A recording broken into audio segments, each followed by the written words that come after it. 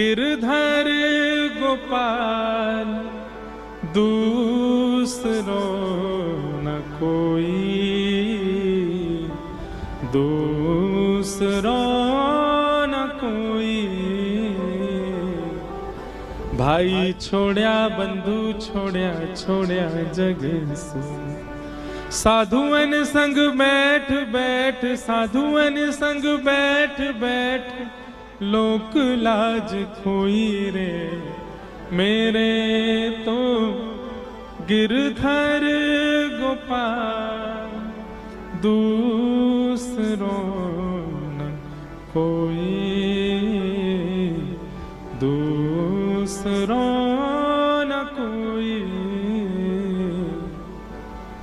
तो सबसे पहले भक्ति में विश्वास जगाओ ठाकुर जी के प्रति, और वह विश्वास सामान्य नहीं, इतना अटूट होना चाहिए ठाकुर जी के प्रति कि मेरे संग जो हो रहा है, गिरते गिरते चलते चलते गिर गए, नाक में लग गई तो भी ठाकुर जी विश्वास रखो कुछ अच्छा ही होना है, इसलिए नाक टूटी है मेरी। इतना भरोसा रखो ठाकुर जी पे। करोड़ों का कोई मुनाफा होने वाला था, वर्षों से प्रतीक्षा कर रहे थे, तब जाकर के कुछ करोड़ों की संपत्ति आने वाली थी, पर किसी कारण से छूट गई। समझ जाना ठाकुर जी शायद हमारे घर को लंका नहीं बनाना चाह रहे थे, इसीलिए नहीं आई। जिससे बहुत प्रेम करते हैं उसके लिए माता जी से लड़ लिए, पिताजी से लड़ लिए, भाइयों से लड़ लिए, जन्म कुंडलियां दिखवा ली, फिर भी विवाह नहीं हो पाया। समझ जाना ठाकुर जी पहले ही चाह रहे थे या तो बढ़िया आवेगी भैया जीवन में, या तो बढ़िया आवेगो, या के काजे इतनो मत रोवे। हर चीज में ठाकुर जी की कृपा मानो, यह विश्वास अटूट चित्त में लाओ। तो भक्ति की प्रथम धारा विश्वास।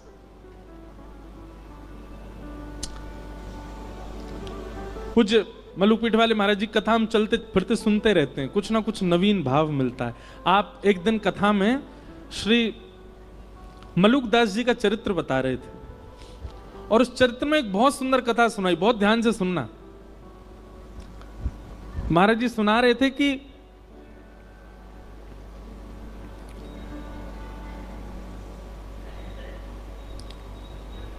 कोई प्रवचन कर रहा था, तो प्रवचन में अनेक लोग बैठे थे। उसी में श्री मलुकदास जी अपनी युवावस्था में जब घर आदि का त्याग नहीं किया था, तो वहीं प्रवचन बैठ करके सुन रहे थे।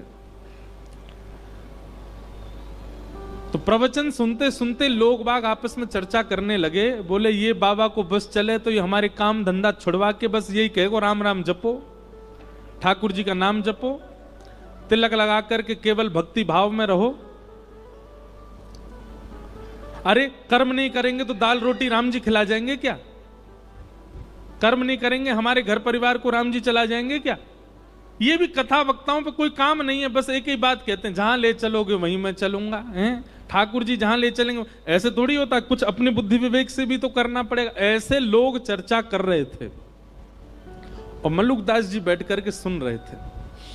तो मलुकदास जी अपनी युवावस्था में थे, उन्होंने उठ करके जो व्यास मंच पर व्यास जी थे उनसे कहा, बोले देखिए व्यास जी आप बहुत अच्छी बात बता रहे हैं, आप कह रहे हैं राम नाम ही सर्वस्व है, भगवान नाम ही सर्वस्व है, कथा ही सर्वस्व है, लेकिन कर्म भी तो प्रधान है। इन गांव वाले लोगों की बात भी गलत नहीं है, अगर हम कर्म नहीं करेंगे तो खाएंगे पिएंगे कैसे? सुंदरकांड भी कहती है देव देव आलसी पुकारा, देवताओं के भरोसे जो पड़ा रहता है कर्म नहीं करता वो आलसी कहलाता है। अगर हम कुछ ना करें केवल राम राम जपें तो राम जी हमारा घर थोड़ी चला देंगे, और घर चलाना बहुत दूर की बात, हमको रोटी राम जी थोड़ी खिला देंगे, वो तो हमको खुद ही खानी पड़ेगी, खुद ही मेहनत करनी पड़ेगी। तो व्यास जी ने कहा देखो भैया आपकी बात हम उसको प्रणाम करते हैं, पर अगर किसी के चित्त में अखंड विश्वास हो ठाकुर जी के प्रति और ठाकुर जी के प्रति कोई संबंध उसका स्थापित हो गया हो और वो ठाकुर जी पर इतना भरोसा कर ले, इतना विश्वास कर ले कि श्री राम जी ही मेरे सर्वस्व हैं, वो कुछ ना करे राम राम जपे राम जी खिलाएंगे उसको। पहले बात तो सुन लो, ताली पहली बजा देते हो, पहले कथा तो पहले आगे बढ़ने दिया करो। व्यास जी ने मलुकदास जी, तो मलुकदास जी बोले ठीक है, मैं अटूट विश्वास के साथ आज से राम नाम जप में बैठ रहा हूं, और मैं गांव में नहीं बैठूंगा, मैं जंगल में जाऊंगा, और जंगल में भी बीहड़ जंगल में जाके बैठूंगा जहां मुझे कोई नहीं जानता हो, कोई नहीं पहचानता हो, जहां पर हिंसक जीवों के अलावा कोई आता ही ना हो। देखता हूं कि राम जी मुझे खिलाएंगे कि मुझे किसी जानवर को खिलवा देंगे। सब गांव के लोग बोले भैया अब प्रमाणित हो जाएगा कि राम नाम और भक्ति भाव ये प्रमाणित है कि नहीं। मलुकदास जी वन में गए और बीहड़ वन में गए, वहां पर एक विशाल वट का वृक्ष था। आसपास दूर दूर तक किसी के आने जाने का कोई मतलब ही नहीं था। एक सामने नदी बह रही थी। मलुकदास जी बोले यहां कोई नहीं आएगा, यहीं बैठ जाता हूं। और वृक्ष के ऊपर एक डाल के ऊपर बड़ी सी डाल थी, उसके ऊपर मलुकदास जी बैठ गए और राम राम राम राम जपने लगे।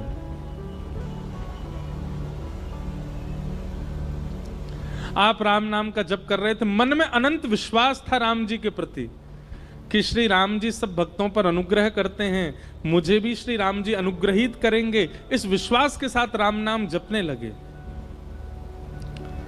आपका राम नाम जप चल रहा था, घंटों तक राम नाम जप चलता रहा। तभी कुछ यात्री घोड़ा पे बैठ करके वहां से निकलने लगे। आप लोगों ने विचार किया ये स्थान तो बहुत बढ़िया है, बढ़िया नदी भी बह रही है और यहां दूर दूर तक कोई है भी नहीं, यहीं स्नान करते हैं और फिर बढ़िया जो भोजन लेके आए यहीं पाएंगे प्रेम से। यात्री जन अपने घोड़े से उतर गए, नदी में स्नान आदि करके जैसे ही अपना भोजन आदि सब उन्होंने खोला, इतने में ही डाकू और डकैतों ने वहां आने लगे। उनके घोड़ों की नालों की आवाज आने लगी। तो जितने यात्री थे उन सब ने विचार किया, बोले भैया बड़े बड़े डाकू आ रहे हैं, ये सब हमको मार देंगे, सब हमारा सर्वनाश, जल्दी भागो यहां से। सारे यात्री अपना भोजन पानी वहीं छोड़ छाड़ करके भाग गए। डाकू आए, डाकुओं ने आकर के देखा कि महाराज सुंदर सुंदर रबड़ी, सुंदर मिष्ठान, सुंदर 56 भोग और रोटी आदि सब वहां खुली रखी है। डाकू के साथ जितने लोग थे सबने कहा सरदार जी आज तो कुछ बनाना ही नहीं पड़ेगा, आज तो देखो ठाकुर जी ने बढ़िया व्यवस्था करी है, 56 भोग यहीं लगे लगाए मिल गए हम लोगों को।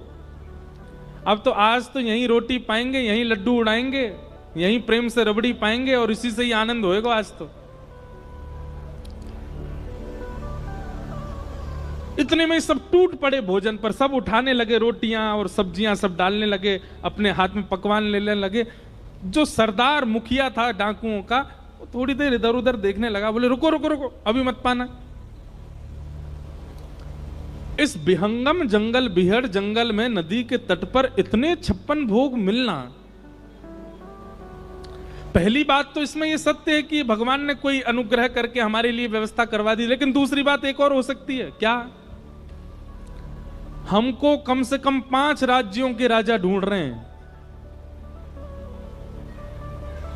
कहीं ऐसा तो नहीं उन लोगों को हमारा यहां आना पता हो और ये सारे व्यंजनों में विष डाल करके उन्होंने यहां पर ये व्यंजन रख दिए हो, और कहीं हमने ये पाए और हम पाकर के विष के नशे में आ गए, मूर्छित हो गए, मृत्यु हो गई, तो वो 5 राज्यों के राजा जो हमको ढूंढ रहे हैं वो हमको ले जाएंगे यहां से, उनका तो काम हो जाएगा, कोई नहीं खाएगा, नीचे रखो इसको।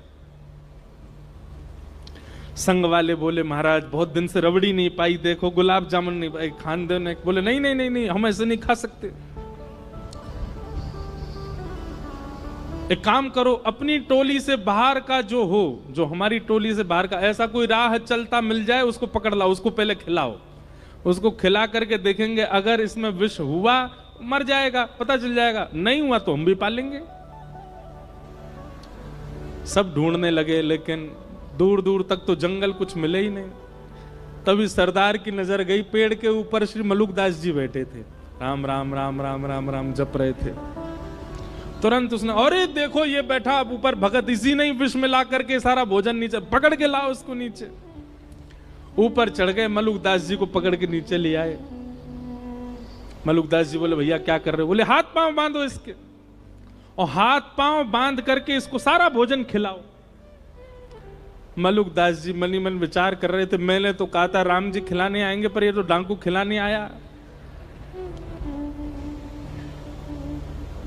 मलुकदास जी ने मुंह बंद कर लिया, मैं नहीं खाऊंगा, मैं नहीं। तभी सरदार उतरा अपने घोड़े पे से और मलुकदास जी का मुंह इतनी जोर से पकड़ा, बोले खाएगा कैसे नहीं, ठूस ठूस के खिलाओ इसको। और सबरे लड्डू ले, गुलाब जामुन ले, रबड़ी ले, पकवान ले ले करके मलुकदास जी को खिलाए। मलुकदास जी के नेत्र सजल हो गए, बोले जय हो राघव जी, जय हो मेरे राम जी।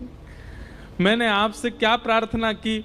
मैंने कहा था कि नाथ राम राम जपने से यदि राम जी भोजन करा जाएंगे तो मैं मान जाऊंगा कि भजन में बल है। आप भोजन दूर, आप तो पकवान पवा रहे हो मुझको, और पकवान भी इतने विहंगम जंगल में कैसी योजना बना करके, क्या कृपा करके आप सब व्यवस्था मेरे लिए कर रहे हो नाथ। उस दिन श्री मलुकदास जी का निष्ठा हो गई, विश्वास हो गया नाम में, और उसी दिन बस निकल पड़े, श्री राम नाम के आश्रय पर ही निकल गए। और हमारे भारत भूमि को एक अद्भुत संत प्राप्त हुए, मलुकदास जी महाराज। और उन्होंने एक पद लिखा, बहुत पद हैं मलुकदास जी के, एक पद लिखा, भाई नाही बंधु नाही कुटुंब कबीलो नाही, ऐसो कोई मित्र नाही, जासो कछु लीजे, दीन बंधु दीनानाथ, मेरी सुध लीजे, दीन बंधु दीन। कहता मलुकदास छोड़ दे वीरानी आश, कहता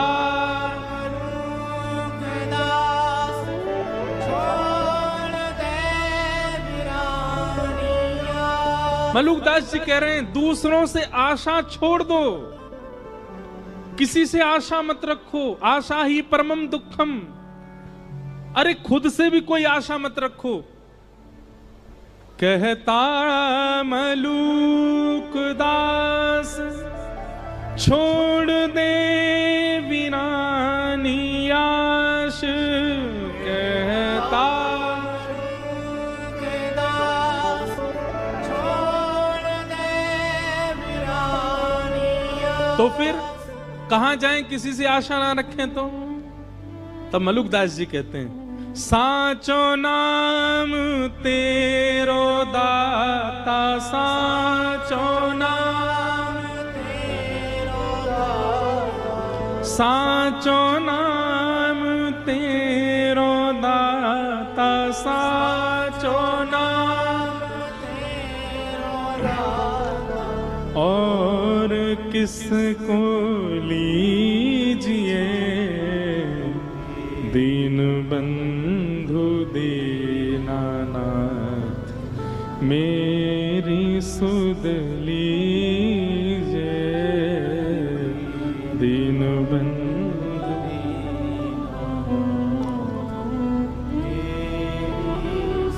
तो भैया तीन बातों की गांठ मान लीजिए। सबसे पहला विश्वास, ठाकुर जी के प्रति इतना अटूट भरोसा कर लो कि बस अब उतना विश्वास किसी पे है ही नहीं, बस ठाकुर जी सर्वस्व हैं। मेरे संग जो हो रहा है, मेरे परिवार के साथ जो हो रहा है, वो सब ठाकुर जी मेरी श्रेष्ठता के लिए कर रहे हैं। मेरे पैर में चोट लगी, मुझे घाटा हुआ, मेरा ये छूट गया, मुझे ये मिल गया, कोई भलाई होगी मेरी। आप विश्वास मानिएगा, जिस दिन आप इतना विश्वास भरोसा ठाकुर जी पर कर लेते हैं ना, तो गलत और अच्छा ठाकुर जी नहीं करते हमारे साथ। पर जब हम हर क्रिया को ठाकुर जी की प्रसाद समझने लग जाते हैं, तो ठाकुर जी की दृष्टि पड़ती है। देखो कुछ भी हो रहा है इसके साथ, लेकिन ये फिर भी यही मानता है कि मेरी कृपा है। तब ठाकुर जी अनुग्रह करते हैं, दृष्टि भर के देख लेते हैं और सब मंगल होने लग जाता है।